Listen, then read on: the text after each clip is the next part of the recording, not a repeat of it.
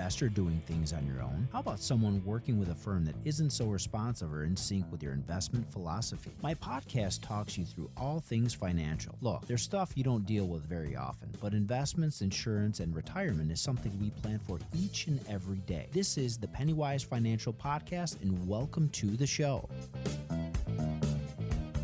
Welcome to the PennyWise Financial Podcast. This is Constantine here at Monarch Wealth Management with my co-host Sam Gueli. Welcome to the show, everyone. Today is Wednesday, August 17th.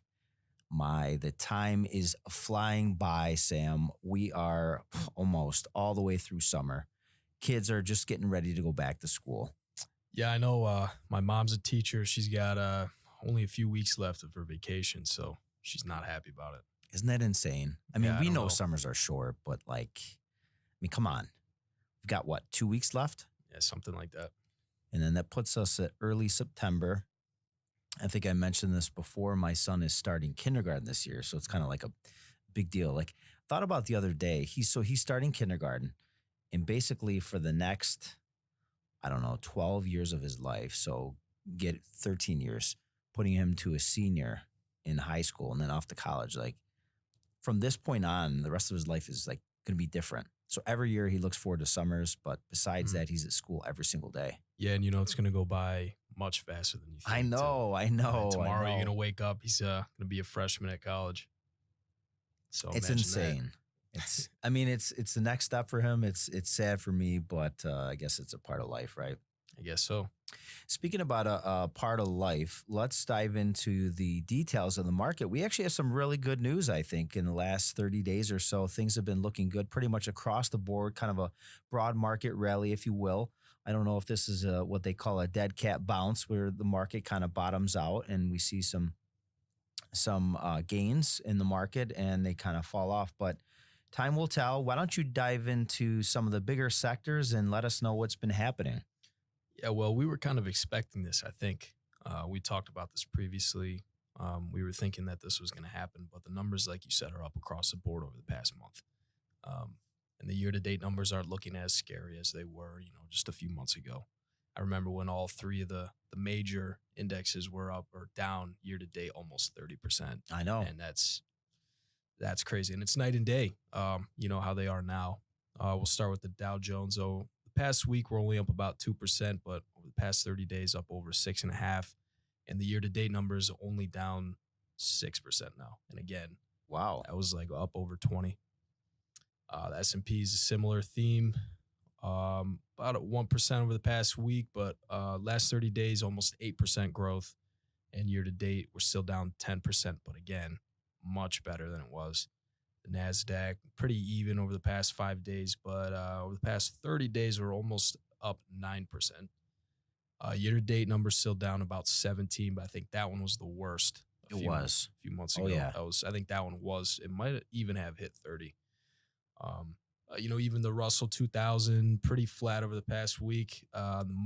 Last month, we're up about 9%, still down about 11 year-to-date, but like we said a few months ago, the numbers are scary, but we were kind of anticipating something like this to happen, and it looks like it has. I mean, it's exciting. This happened too in the summer, I guess a little bit sooner than I might have initially thought. I mean, I think heading into the tail part of the year, we expected some things to improve. Coming off almost 30% year-to-date losses, so that's great news. On the big major indexes, if we shift gears now and look at the outliers, the sector plays, we look at first the XLRE, that's the Real Estate Spider ETF. If I look at that in the last month, the last 30 trading days, this is up 11.5%. And year-to-date, it's down 11.76. So it's definitely made up some ground, just like the other indices. I like that. If we look at the XLE, that's the Energy Select. Now that one was showing positive returns very early on in the year. It took a minor dip. If we look at the last 30 days, believe it or not, this is still up another 9.5%. And year-to-date numbers are up just shy of 35%. So massive, massive upside there. And I think you're going to see that trend continue with commodities, energy in general, with a shift towards green energy, which is all good. Everybody wants cleaner earth, right, for the next generation. But that's going to come with some added costs, right? And efficiency is not quite where it should be, I guess. You know, when you look at cars getting maybe 4 to 5 hours worth of use before they have to get charged. I even heard there was an EV boat. I guess you wouldn't call it an EV. It'd be what, like an EB, electric boat. And you can get about 3 hours worth of use on this boat before you have to charge it. I guess you're not going to be meeting me at Canandaigua Lake with that thing and spending a day at the sandbar, because 2 to 3 hours goes by pretty quick. Yeah, it's not too much when you're tubing with kids and skiing and all that. So it's, I guess it's a, like a stepping stone. It is. It is. So the future will probably, extend that by a few more hours at least. I mean, even like the Teslas and the newer EVs that are coming out, the ranges are increasing every year. So I don't know. We'll see. I mean, the thing that would be difficult, I think, for me and a lot of like middle income families is shelling out $150,000, whether it be for a car or for a boat, where you can only get limited range, until you get to the point where, okay, I can get a full day's use out of a car. If I drive 500-600 miles, and I think they're getting close to that with some of the smaller model Teslas that are lighter weight. But you pack up the family in the car and you head down to Florida, you're heading from upstate New York, you're going to want to get a good amount of mileage. You're not going to want to stop every 5 hours to plug that thing in. Yeah, I mean, that's the only drawback to it, right? That it's good for going to and from work, going to the grocery store. And they're pretty cool, I'm not going to lie. But like you said, you're not going to be able to drive, across the state or go on vacation with it. So I also don't know that I would promote the idea that saving money on high fuel costs is going to be enough to justify the upfront cost. Yeah. So instead of paying $50,000-$60,000 for a quote unquote normal car, which is what we're seeing now, shelling out $120,000, it's going to that extra $70,000 is going to buy you a lot of fuel over the next 10 years. Definitely. Not to mention the lifespan of the batteries. But anyhow, that's the XLE. That's the Energy Select ETF. Let's shift gears and look at the financial sector. Again, I think there's a lot of promise here. Cleaner balance sheets. The newer banks of today are not the banks of '08 where they leveraged loans and things like that. You basically flashed a driver's license and got approved for whatever you wanted. Sam Gueli could buy a $5 million home, no problem. We know we can grab the house if we have to. Those things are not happening. So if we look at the XLF, what has this done in the last 30 days? Up just shy of 12%. So I like that, a little bit better than some of the other indexes that we looked at. And year to date, it's still down 10.3%. So I think where we shifted some of the portfolios into more dividend paying stocks, where we looked at things like banks and financial sectors, we may be a little bit early to the game, but I think that's going to transpire and play out over time. We may have to give it another few quarters, but I like the promise in the financial sector.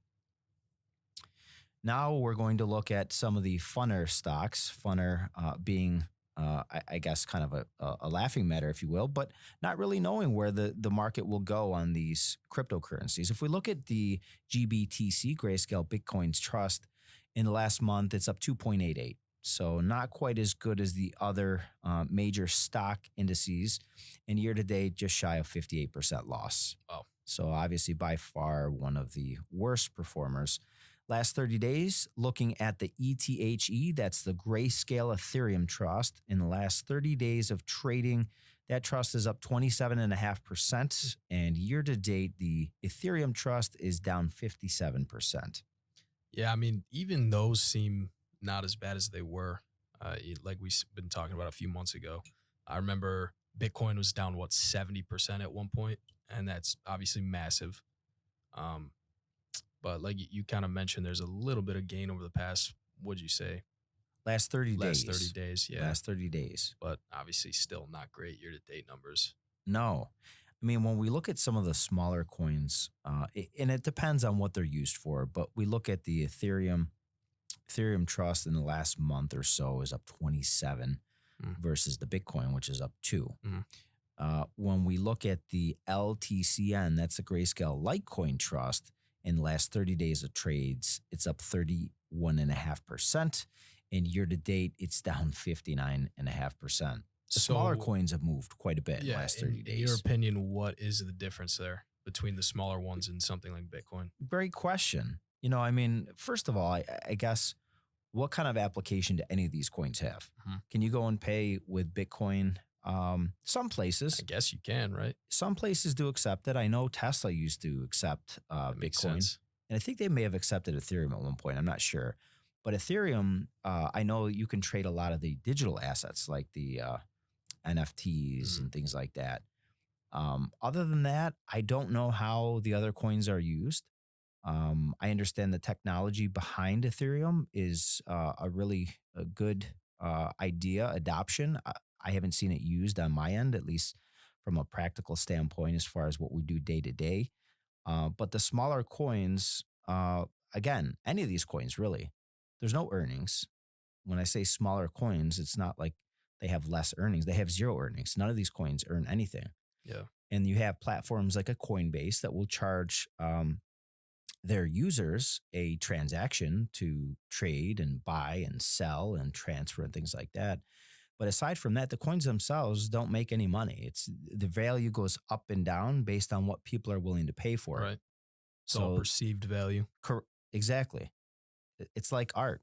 You So know, that's what I don't really understand. Like, why do people think it's worth 30% more now than it was, 30 days ago? Like people when we're talking about speculate. Ethereum or something. FOMO, fear of missing out. Mhm. I think a lot of that happened like in the last couple of years when people are at home, staying at home and trying to figure things out. But yeah, it's a great question. I don't have an answer. I mean, it's Yeah. like this sign here, this PennyWise Financial Podcast sign. This what is it, made out of sheet metal?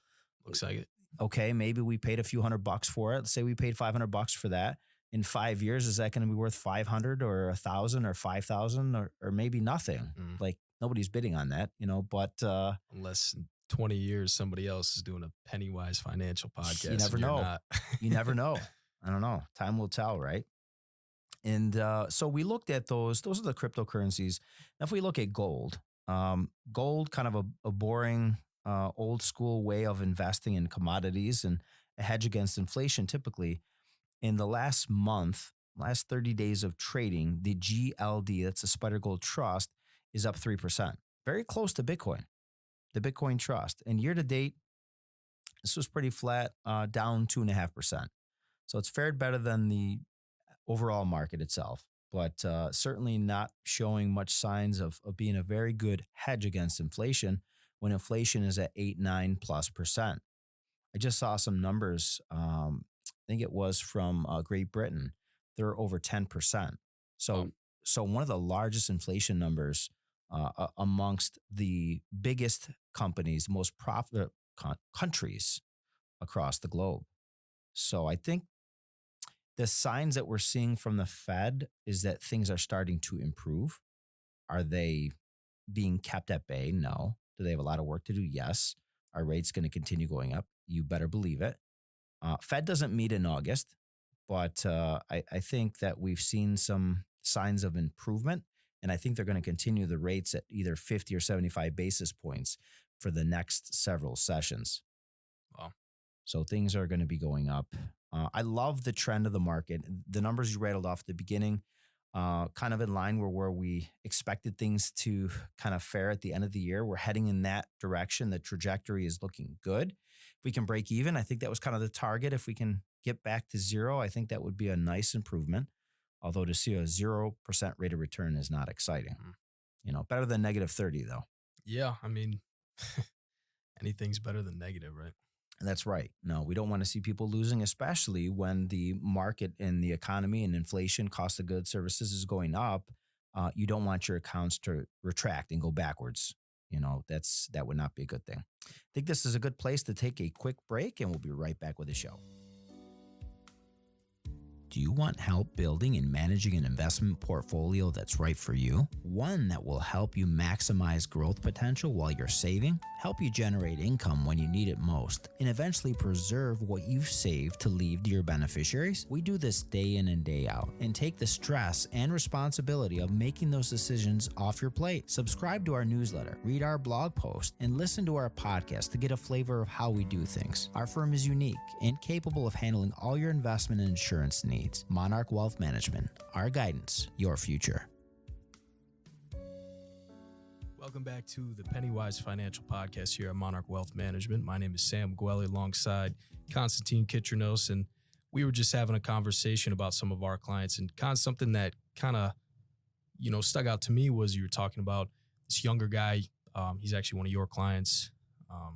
He came to you with a question about buying a car, I believe it was. And you said he had a little bit of assets, right? He had a little bit of stuff in his account, and not too much, nothing crazy, but he's also trying to buy a new car. So to me, I was wondering, what his options are as far as what you can do to help him. Is there really anything you can do to help him? And what advice would you give him? Yeah, well, I think we can always help pretty much across the board, even if it's not us lending money, right? We don't lend any money here. But there are different vehicles that we can give them advice on. So, pun intended. Exactly. Yes. So in this particular case, this is a younger kid. And I say kid, he's not quite 21, meaning, and the reason I point that out is, so we have a number of different types of accounts that you can invest in for kids, right? We talked about investing for college and saving for college and different accounts that we can use to save for younger kids. One of the types of accounts that we can invest in is called an UTMA or an UGMA in New York State, right? So what that does essentially gives you a way to save money for a minor who's not yet 21 years old in New York State. You can use that money for whatever you want. Is 21 the cutoff for that? Believe it or not, it is. Yeah. So in New York State, when you reach the age of majority, it's 21 for investments. Okay. So when that child, so Sammy Jr., right? You set up an account for your son, Sam, and he turns 21. You have a falling out. You never want to see him again. You never want to, I don't know what happened. Yeah. Something chaotic happened, right? He's 21. He has now the right with his driver's license, some kind of proof that he's actually reached the age of 21 to come in and change ownership to his own name. So the titling is changed. So before he's 21, what happens is you're the guardian of that account, right? So you're the person that's in control of the investments. You dictate where they go, which investments to choose, which stocks, which bonds, which funds, ETFs, how much money you want to put into that account. I always caution people, though, the money that you put into that account is not money you can take back for yourself. This is not like Sam's gambling account. It's not Sam's vacation fund or retirement account. This is meant for your son. And so that's money that you can't take back. And so that's why I point that out, is that money is intended for the child. It will always be the child's. They will take possession or control of that at age 21. So this particular case, he's not 21. We talked about a vehicle. It's a pretty big deal, right? It's his first car. So he happens to be 19. His grandmother set up this account, put some money into it. That's fantastic. Now, he has a couple options. Option one is to liquidate the account, sell all the stocks, grab the cash, shell it out, buy the car cash. He's done. Now, is there tax on that? Hit the nail on the head. Because this is a non-retirement account, there's no tax incentives for keeping it invested over the long duration and then pulling it out tax-free. No, you got to pay taxes on it, right? So along the way, if there were any major gains in that account, he would get a 1099. Now, if he's a minor and doesn't have a certain amount of income, things like that, there's some loopholes where he may not have to pay any tax at all or a limited amount of tax. The IRS doesn't let you get away with murder. If you make too much money, they could revert that back to the parents' income tax bracket and so on and so forth. Again, talk with your accountant about that. But we want to educate people and make them aware that, hey, look, you've got money in this investment. You could pull it out and pay cash for your car. The problem is that there is a tax component to that. So the next question was, how much tax? In this particular case, you want to look at the cost basis and how much money he's made. Basically, how much did you put into it that was already taxed and how much money did you make? The difference there is what you're going to pay tax on. That's option one. Option two is to maybe take some of that money today, maybe take some of the money next year, split up that tax liability over 2 years. Maybe you minimize it, maybe you completely eliminate it. That's right. So you could do that. That will help him from a tax perspective. The other thing he could do is, depending on the size of the account, is he could actually use the securities in that account as collateral. So a little bit different type of loan. So typically we think of buying a car and using the car as collateral. In this case, you can say, well, I've got money. They're in investments. I don't want to sell them and pay taxes. And by the way, like we mentioned before, the stock market was down almost 30%. Do you want to sell when the market's 30% down? Nope. Maybe if the account is up 30%, you might consider it. You say, geez, I want to buy a car and it just so happens that the market is up.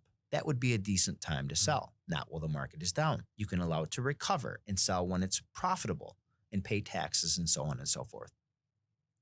So those are some of the ideas that he has, either cashing the investment out, paying the tax on that. That's a tax burden. Maybe dividing it up over a couple of years, maybe borrowing against the actual investments to allow them to recover and then paying it back at the end. That's another option. The other option is to have a car loan.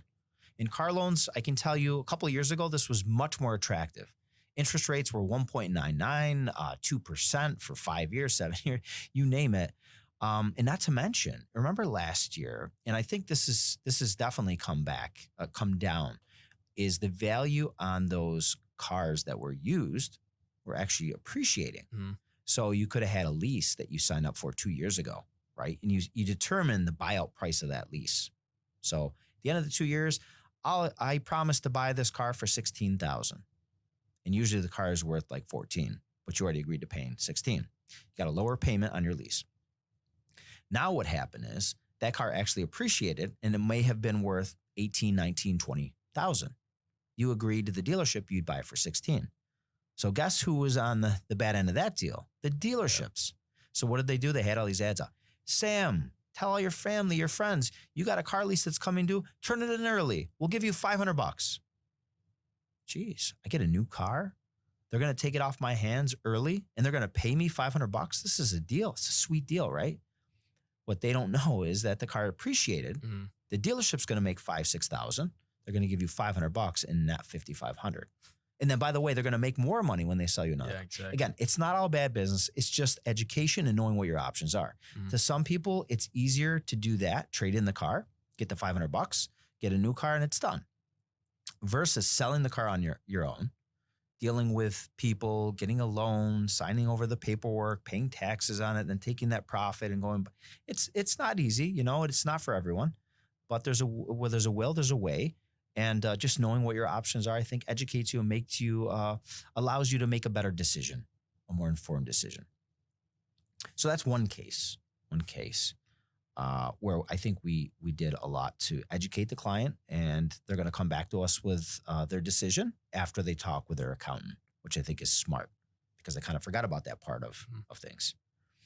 So I feel like a lot of the advice you give involves speaking with your accountant first and then coming back to you guys. Almost every conversation involves talking with another professional, whether it be the attorney because it affects their estate plan, or their accountant. And I would say more than likely, at least half of the times that we're going to implement a change involves taxes. Gotcha. Maybe a tax incentive, a tax break, or a tax liability. I think the tax liabilities are one of the parts that are overlooked. People forget, yeah, I've got $100,000 in my account. Let me just take out $50,000, go do X, Y, Z, and be done with it. And then they get hit with a 1099 and, geez, I didn't know anything about this. Because it doesn't happen automatically. It's not like you can reduce the tax burden when you take the money out, unless it's a retirement account. So, and there's other things that we can do too. So if you're not pulling out the whole account, we talk about something called tax loss harvest. We do that harvest, and we've done the harvest quite a bit this year. Last year, it was a tough time. I could not find anything that lost money.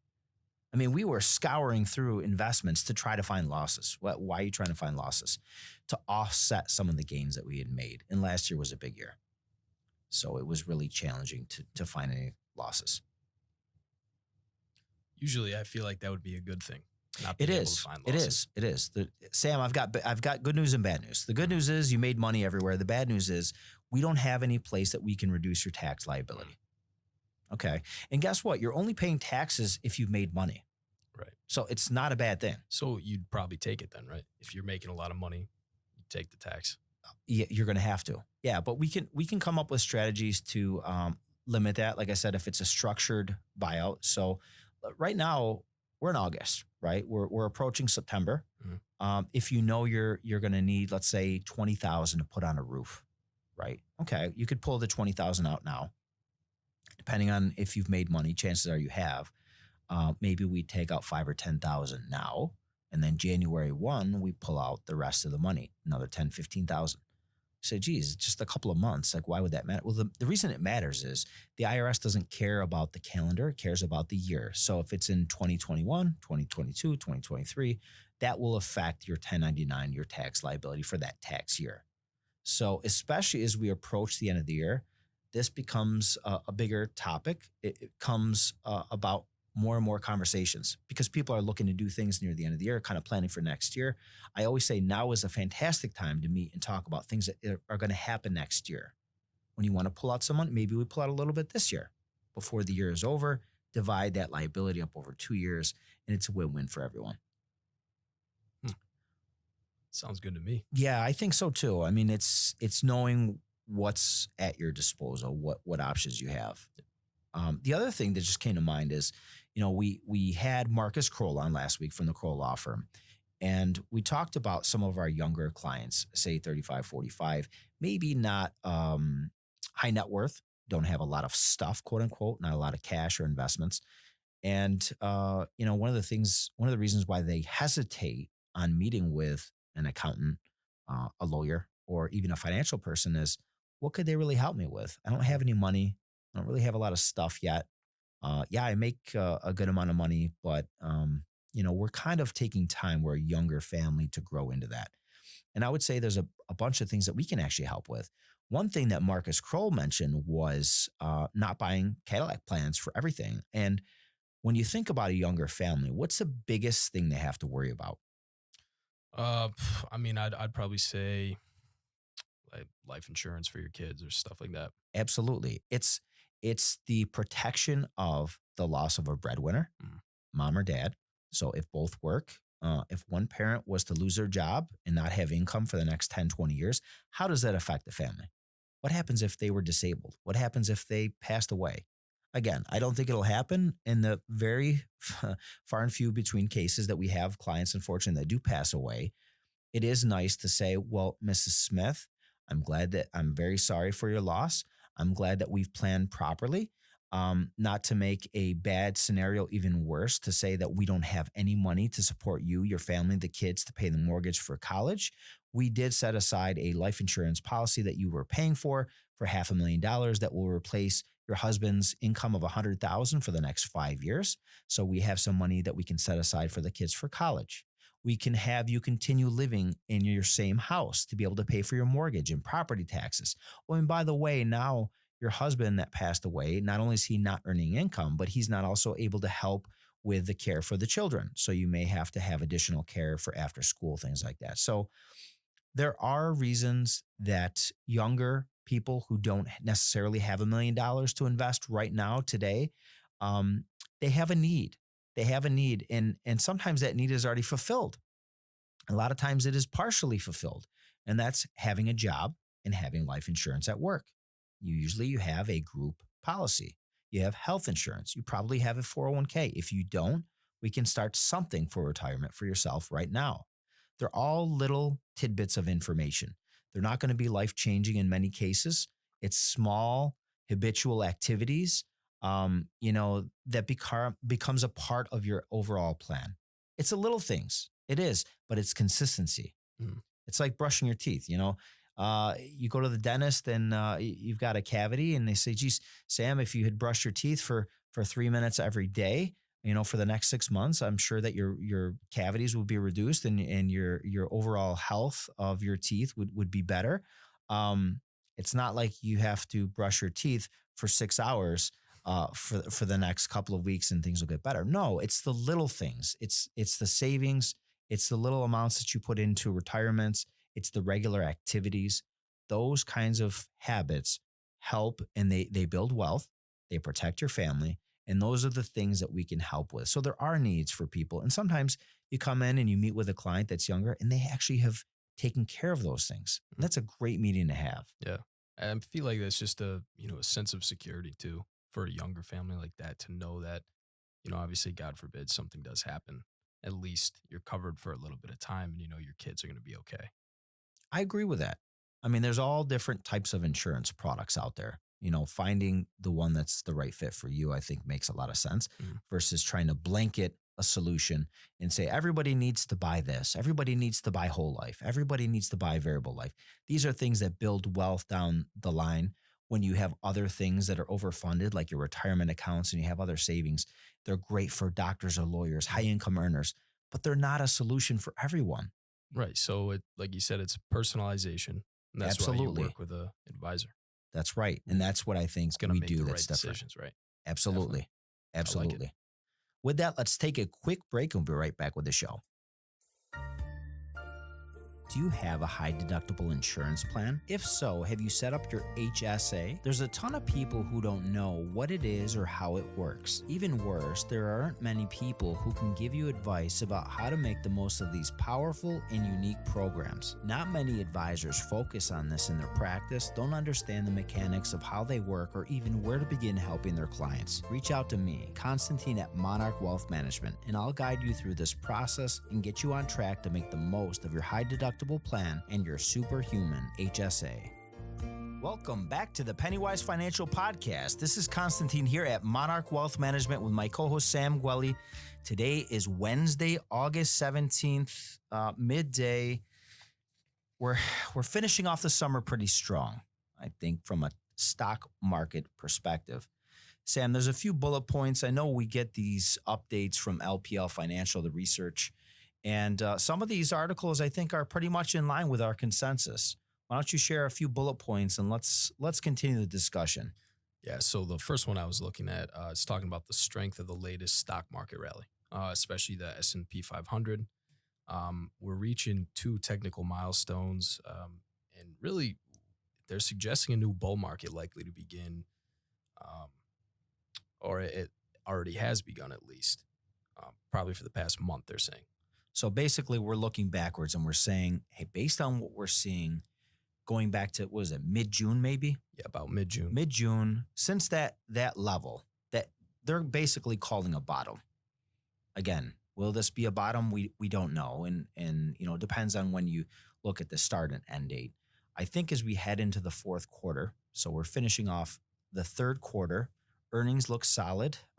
Spending continues to go up or maintain at the same level from a consumer perspective, which is why inflation is still pretty high. But I think that the market will continue on this path. And it seems like they're suggesting the same. Yeah. And, back to, I mentioned two key technical milestones. Really, the first one is the index, and this is the S&P 500 specifically. The index has retraced more than 50% of the year's bear market decline already. So think about that. We've done the shows every week. We talked about that decline in the market of being almost 30%. And now year to date, we're between 10 to 15, depending on the index. Yeah. So we have recovered half of those losses. That's incredible. Yeah. And like we mentioned earlier, I think you and I were starting to kind of see that coming. And I don't want to say predict it, but we're not necessarily surprised. You know what I'm saying? Yeah, people are not going to call us Nostradamus or anything, but Exactly. yeah, no, I think you're right. I think the writing was on the wall. We didn't know exactly if it would happen or not. I mean, as professionals, we try to take the data that's in front of us and make an assessment off that. And sometimes it's right and sometimes it's wrong. But we don't gamble on the market. We stay with conviction. We're not always, permabulls, thinking the market's always going to go up, because there was some tough times in the last 3, 4, 6 months. Yeah, and then the second milestone that we're talking about is more than 90% of S&P 500 stocks traded above their 50-day moving averages. That's huge. So that's gigantic. That's huge. So 50-day moving average is not quite a full quarter. But if 90%, so think 90%. about that, 90%, 90, yep. 90% of those S&P stocks are trading above the level they were about 3 months ago, which is fantastic. Yeah. That's a good indication. Those are indicators that I like. I'm very bullish on that. What else do you have? What else does LPL research share with us? We're going to move to inflation. And LPL is talking about how peak inflation does not mean mission accomplished. Improving consumer and producer inflation data for July is encouraging. Inflation will likely to continue to fall in the coming months and getting near the Fed's 2% target. So we're a far cry from 2%. Very far. I think we're at 8 and change. We were at 9 and change the period before.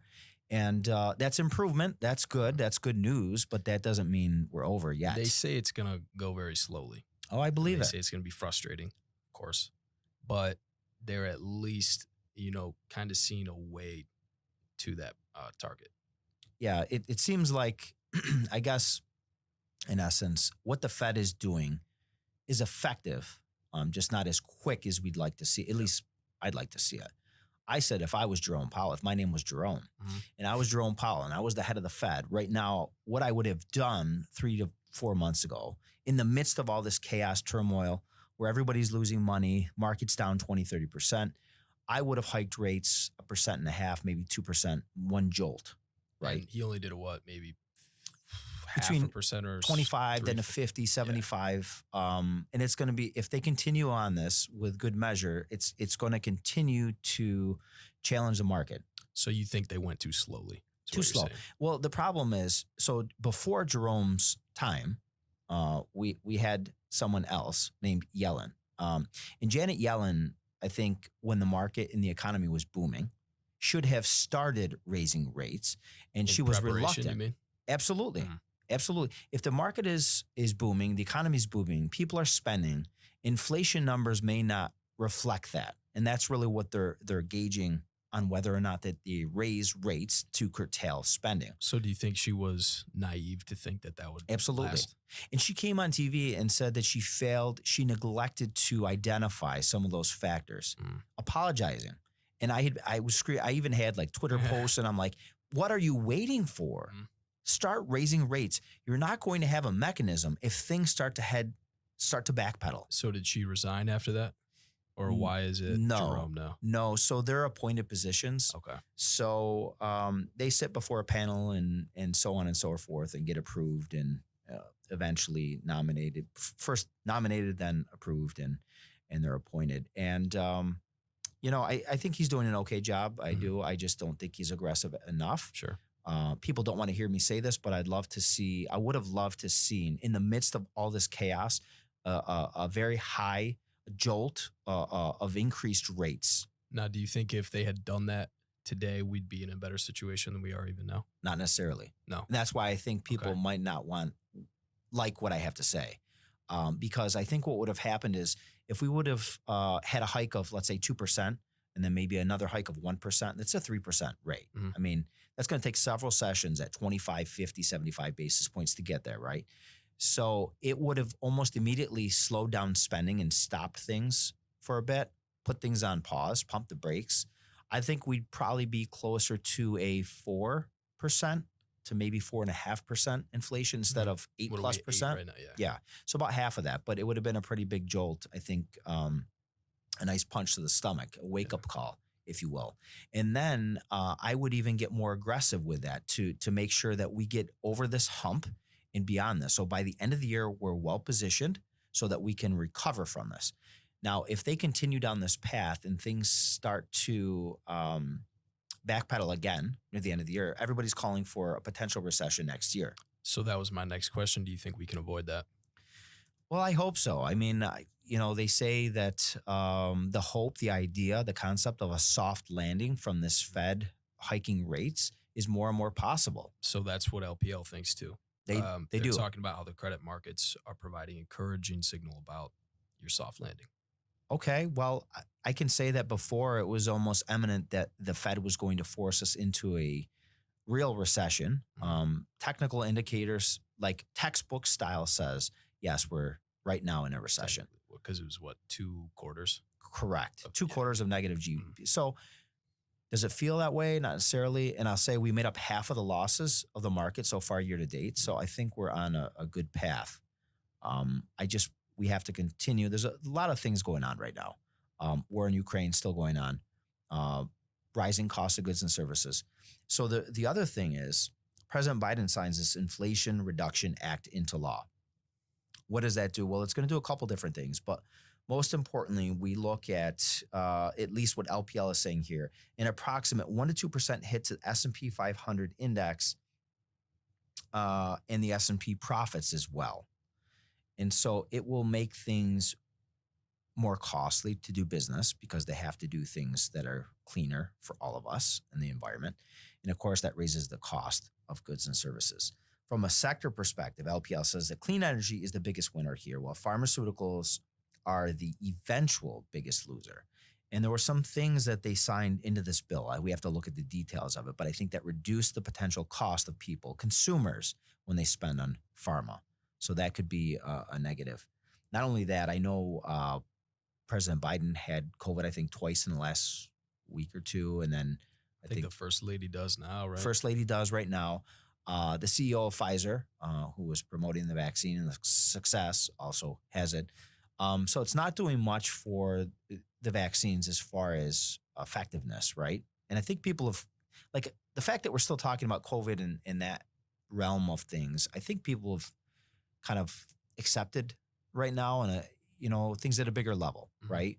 People, it's very far and few between. You see a lot of masking. Although in Wegmans, I've noticed this in the grocery stores, more and more people are wearing masks. Yeah, you still have to at a doctor's office too, or You do. any other, health office. Knock on wood, I haven't been to the doctors lately, but so that's still protocol. Yeah. Dentist, same thing. I think I have a dentist appointment coming up soon. I haven't been to the dentist recently, but I would assume. Okay. It's not often that we go to the doctors. Lucky for us. Yep. So, I didn't know that was still the case. But as far as travel, I know coming back into the country, I don't think you have to test anymore. At least I don't think you do. I think it depends on where you're coming from. Okay. I think there's certain classifications still, different higher risk countries. And then if we look at the final legislation is unlikely to reduce inflation in the near term. Yeah, I would agree with that too. This, again, all from LPL research for the most part. I think we agree with a lot of the bullet points they have here. Consumer spending, consumers continue to spend. Yeah, I would agree with that. That's why inflation is still high. What supports a market rebound? Well, we like the trends that we've been seeing. CPI was 8.5% down from 9.1. So again, an improvement, but we still have a ways to go. I think time will tell as we play out in the last few weeks here of August, and then we head into the final month of Q3. It's going to be a busy time. This time of year when kids are back to school tends to be a pretty busy time for a lot of companies starting 401ks for the following year. So for 2023, I anticipate things will pick up for us here, but we'll keep a watch on the market. Be happy to come back and give some good numbers next week, I hope. Yeah, definitely. Right?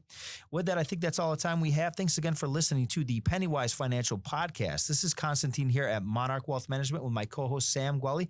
Thanks again for joining us on this week's episode. You've been listening to PennyWise Financial, brought to you by Monarch Wealth Management. Constantine and David really care about their clients. They want to make sure you're happy, so you'll continue to hire them. There's no commitments, and clients are free to leave whenever they want. Think about being able to pick up the phone and call someone for guidance and advice on almost anything, from buying a car, selling a home, buying vacation properties, or even selling a business. Reach out on the website at monarchwealthmanagement.com. There are 2 offices in Rochester and 2 offices in Buffalo. Reach out to us on Facebook, LinkedIn, Twitter, and YouTube, or call us toll-free at 800-480-1580. That's 800-480-1580. Until next time, this is PennyWise Financial, signing off.